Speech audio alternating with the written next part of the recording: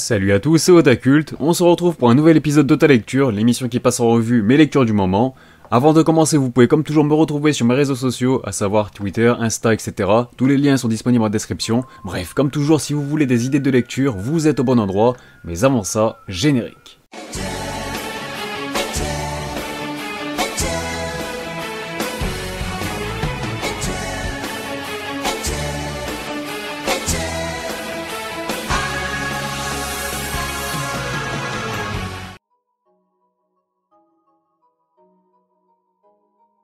Tout d'abord, voici le timecode. Vous pouvez skipper les mangas qui ne vous intéressent pas, mais aussi pour éviter d'éventuels spoils, ça reste des reviews de nouveaux tomes.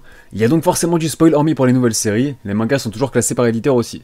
On va aborder beaucoup de nouveautés, ou du moins des mangas que je n'ai jamais abordés ou presque sur la chaîne, donc je vous propose de commencer par celle que j'attendais le plus, Yawara du grandissime Naoki Urasawa. Les 3 premiers volumes sont déjà disponibles aux éditions Kana sous une superbe édition de luxe sur laquelle on reviendra dans quelques instants. Avant toute chose, de quoi ça parle? Depuis toute petite, Yawara Inakuma a été entraînée par son grand-père Jigoro Inokuma, un champion de judo qui voit en elle une future star de la discipline. Mais contrairement aux attentes de son grand-père, la jeune fille ne rêve que de mode, d'amour, d'idole, bref, elle n'aspire qu'à une vie d'adolescente ordinaire, loin des entraînements et des compétitions.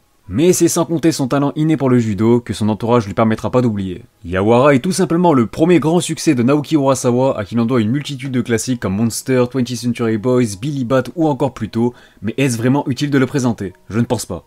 Yawara est donc un manga qui se sera fait longtemps désirer en France, puisqu'il a débuté dans les années 80 au Japon, et quel plaisir de pouvoir découvrir le premier succès d'Urasawa avec une édition si magnifique. Grand format, 300 pages, des pages couleurs, des couvertures au relief verni, certains dessins améliorés par un auteur perfectionniste. C'est surtout l'occasion de découvrir cet auteur sous un nouveau jour, bien avant qu'il devienne le maître incontesté du thriller, et c'est peut-être même la porte d'entrée idéale dans son univers. On suit l'histoire d'une fille qui aimerait profiter de sa jeunesse comme n'importe qui, faire du shopping, se trouver un petit ami, passer du temps avec ses amis, mais elle est finalement conditionnée par son grand-père qui rêve d'en faire la meilleure judoka de l'histoire. Bien qu'elle ne soit pour le moment pas du tout intéressée par le judo, Yawara reste malgré tout un génie dans cette discipline.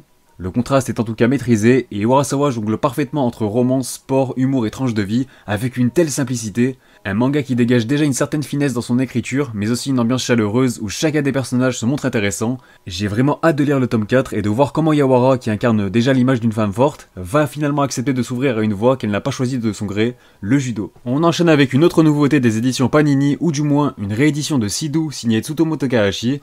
Les 5 premiers volumes sont déjà disponibles. Au milieu du 19e siècle, le Japon traverse une période de grands troubles. Emporté par l'épidémie de choléra qui ravage le pays, une mère laisse ses 2 jeunes garçons orphelins. Shotaro et Gentaro décident de devenir samouraïs comme leur défunt père et se mettent en quête d'un maître pour apprendre à manier le sabre. Ils devront affronter alors de multiples dangers pour rester en vie. On va faire simple, bien que je n'ai lu que les 2 premiers tomes pour le moment, c'est une véritable claque, c'est un banger. Plus je lis les œuvres de Tsutomu Takahashi et plus je deviens fan de l'artiste. Non seulement de par son style assez atypique mais surtout identitaire, des traits vraiment marquants, une patte séduisante qu'on ne retrouve nulle part ailleurs, il a l'art et la manière de narrer des histoires marquantes, poignantes et il nous le prouve encore une fois avec Sidou. On suit donc l'histoire de 2 enfants livrés à eux-mêmes dans un univers effroyablement sombre où ils vont être contraints de choisir la voie du sabre afin de devenir plus forts. C'est donc dans un Japon ravagé par le choléra et surtout où tout est régi par la loi du plus fort et souvent par des pourritures de la pire espèce qu'ils vont devoir grandir et évoluer. Il y a non seulement de l'action puisque l'univers de samouraï s'y prête, mais c'est surtout l'histoire touchante de la survie de 2 orphelins que j'ai envie de voir évoluer. Personne ne leur fait de cadeau, ils vont apprendre à s'entraider et se reposer l'un sur l'autre afin de s'endurcir. Très clairement l'une des nouveautés les plus incontournables de ce début d'année, et on en reparlera assurément dans les prochaines semaines. Du côté de chez Akata, je me dois de vous parler de Bust Up Brother, de Toshifumu Sakurai, une pure comédie de 4 volumes dont 3 disponibles en France pour le moment. On suit l'histoire d'Haruo, un jeune homme qui espérait enfin perdre sa virginité, mais le matin de son anniversaire, une surprise de taille l'attend. Il se réveille avec sa chambre submergée par les eaux. Pas le temps de réfléchir et pour ne pas mourir noyé, il est obligé de se réfugier dans une baignoire. Pire que tout, le voilà coincé dans celle-ci aux côtés de son grand frère qu'il déteste viscéralement. À 2, pourront-ils survivre à la montée du niveau de la mer tandis que la terre entière semble en danger? Et jusqu'où leur embarcation de fortune les emmènera-t-elle? Bon, est-ce que j'ai réellement besoin de donner mon avis? Est-ce que j'ai réellement besoin de vous préciser que c'est génial? Et en quoi c'est génial? une série qui a totalement sa place dans la collection What the Fuck des éditions Akata. Le résumé est déjà bien assez vendeur comme ça. Bust Up Brothers, c'est vraiment la comédie délirante que tu lis sans prise de tête, histoire de passer un bon moment. La ville est submergée par la montée des eaux, tu suis deux frères qui ne peuvent pas s'encadrer, mais qui doivent malgré tout s'entraider et se supporter pour survivre dans une baignoire. C'est du délire, c'est n'importe quoi, mais c'est justement ce côté déjanté qui parvient à hyper le lecteur, car mine de rien, j'ai envie de savoir où tout ça va les mener. On enchaîne avec une série dont je vous ai longuement parlé en live dans les TM Show notamment, à savoir Hitman, les coulisses du manga de Kuji Seo, disponible chez Pika Édition. Et on va notamment revenir sur les 4 premiers volumes parus. Le jeune Ryonosuke Kenzaki va enfin réaliser son rêve, travailler en tant qu'éditeur pour la rédaction du Shonen Magazine, célèbre hebdomadaire de prépublication de manga. Très vite, Ryonosuke va déceler assez de talent en Tsubasa, sa toute première auteure, pour décider d'en faire la mangaka numéro 1 du Japon, aussi débutante soit-elle. Mais tous deux vont découvrir que les coulisses du manga ont tout d'un monde sans pitié, où seuls les plus compétitifs survivent. Et j'ai plutôt bien accroché pour le moment, je m'attendais comme beaucoup de monde à une redite de Bakuman, mais finalement non, je dirais même que les deux mangas sont très complémentaires. Si Bakuman nous raconte l'histoire de deux jeunes auteurs qui rêvent de devenir des mangaka accomplis, Hitman nous positionne quant à lui davantage du côté des éditeurs. L'auteur nous prend donc moins par la main concernant les présentations, j'ai plus eu l'impression qu'on nous plongeait un peu plus dans l'envers du décor. Si on suit bien la carrière d'un éditeur, on suit également l'histoire et la carrière de plusieurs autrices. Un joli duo se forme dans un premier temps entre l'éditeur Ryonosuke et la mangaka Tsubasa, et j'imagine déjà une belle évolution pour eux car ils ne sont pas du tout les meilleurs de leur génération dans leur domaine respectif. Mais Hitman prend une tournure bien plus intéressante quand notre jeune éditeur se voit placer sous son aile plusieurs mangaka, notamment des femmes. Un léger harem semble alors se mettre doucement en place, ce qui instaure une rivalité entre les différentes autrices, tout en nous proposant de nouveaux enjeux. Et outre les dessins qui sont bien plaisants, un autre point est à souligner, puisque si Bakuman est la vitrine du Shonen Jump, Hitman est quant à lui le reflet total de ce qui se fait dans le Shonen Magazine. C'est-à-dire un magazine un peu plus accentué romance et ecchi en comparaison du Jump qui est plus porté sur le neketsu et les comédies. J'avais beaucoup d'attentes et pour le moment, je peux dire qu'elles sont totalement comblées, c'est validé. On va cette fois-ci basculer du côté des éditions Kazé, histoire de vous proposer quelques mises à jour au niveau de mes lectures, en commençant par le dernier volume de l'excellent Rikudo. Ne vous en faites pas, je ne compte en aucun cas spoiler son contenu, mais ce clap de fin vient tout simplement confirmer tout le bien que je pensais de cette œuvre. 23 volumes auront suffi à Toshimitsu Matsubara pour nous raconter l'histoire du jeune Riku. Une histoire touchante dans laquelle il aura atteint les sommets de la boxe en partant de rien, en portant les pires misères du monde sur ses épaules, un poids, un véritable fardeau qui aura finalement fait sa force.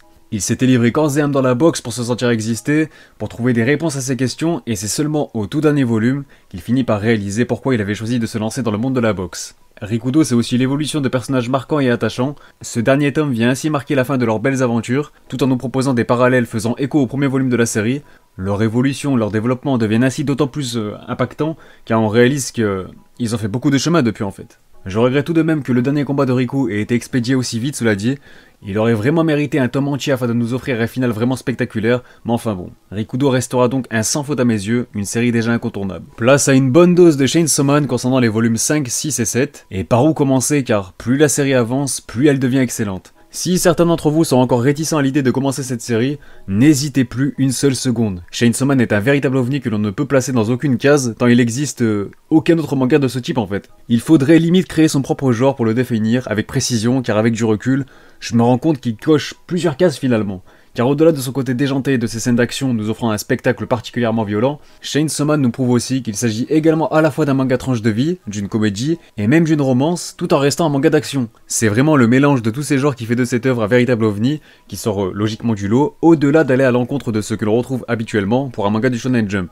Par exemple, le tome 5 nous place totalement dans ce registre oscillant entre tranche de vie et romance. On apprend à connaître le personnage de Reze à travers la sociabilité toujours plus atypique de Denji, jusqu'au fameux plot twist. Ce que j'adore dans cette œuvre, c'est que les scènes d'action suivent et servent toujours la mise en avant et le bon développement des personnages, et ce, de manière systématique. De ce fait, elles en deviennent beaucoup plus impactantes à mon sens, car en tant que lecteur, Tatsuki Fujimoto nous permet de nous attacher à ces personnages, et quand il décide de nous prendre à revers avec des retournements de situation aussi soudains qu'imprévisibles, on ne peut que rester sur le cul. En tout cas, Chainsaw Man est une claque monumentale que je vous recommande impérativement, et si vous suivez uniquement les tomes, vous n'êtes pas au bout de vos surprises. FC Makima bien entendu. The Promised Neverland faisait aussi partie de ces mangas dont je suivais également la parution japonaise, et je vous avoue que les derniers arcs étaient particulièrement difficiles à suivre sous une parution hebdomadaire. La relecture des tomes 16, 17 et 18 était donc la bienvenue, et comme souvent, ça passe beaucoup mieux en tome.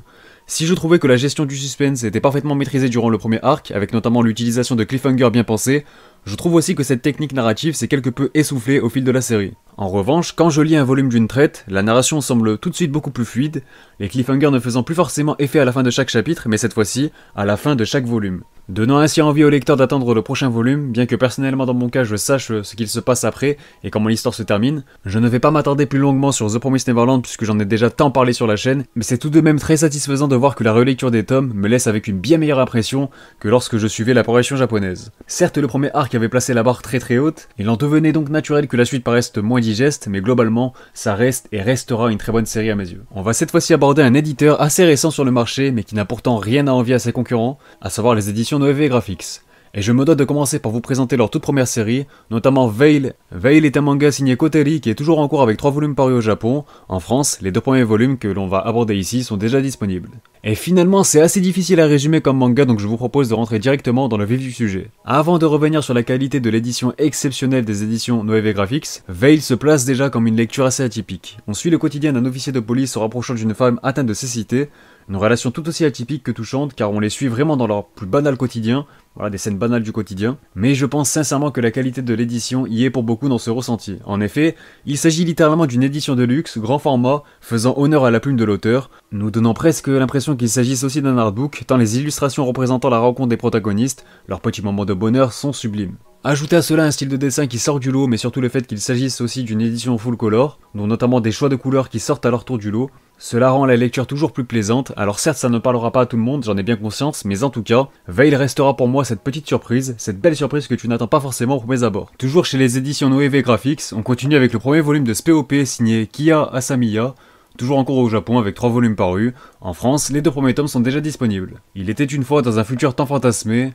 dans un univers saturé d'éther, une humanité enfin capable d'explorer l'espace en toute liberté. Le rêve de la jeune et intrépide Opéra, qui s'est donc improvisée coursière interplanétaire, à bord de son vaisseau spatial le Fragile, elle sillonne la galaxie avec ses cargaisons, mais l'espace n'a rien d'un océan de calme et de paix. Belle surprise nous plongeons dans un univers space opéra qui dégage déjà beaucoup de potentiel, avec une dose de science-fiction bien maîtrisée et un rythme vraiment dynamique pour le coup. J'ai même eu l'impression de lire un tome 2 tant l'auteur nous lance directement dans le vif du sujet, ce qui donne envie de suivre les protagonistes dans leurs aventures spatiales, en espérant que les prochains tomes nous permettent de profiter plus longuement des voyages, car en vérité, c'est ma seule réserve pour le moment.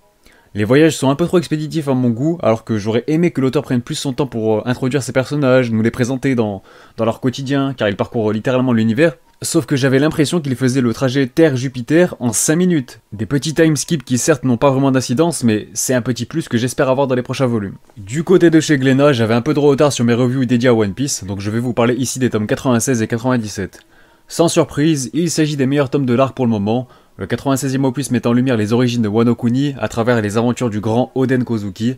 Je pourrais m'arrêter là tant son nom suffit à résumer ces volumes, mais il s'agit surtout d'un personnage qui a déjà son propre hashtag sur Twitter.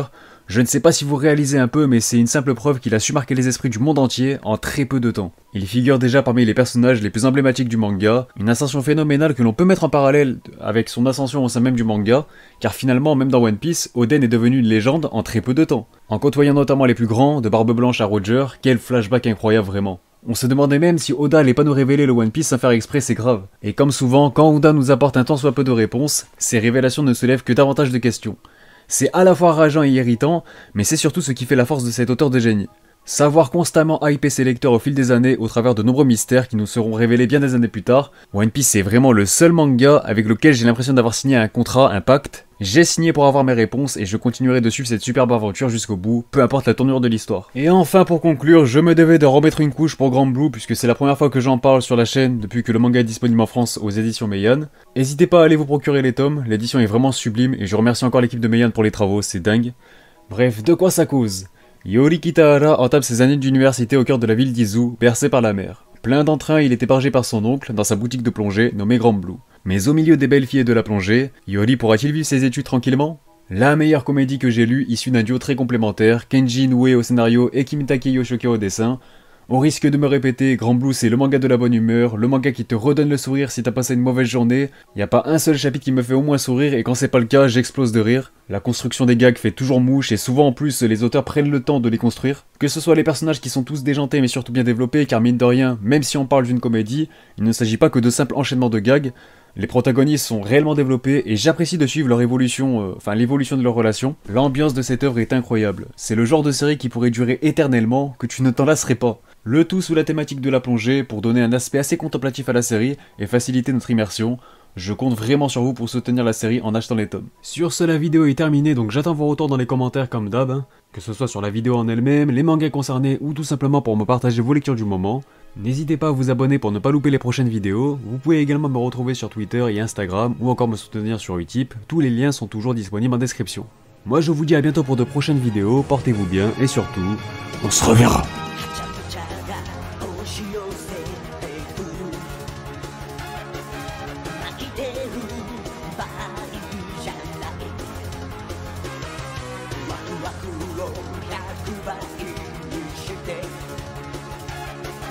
パーティーの主役になろう」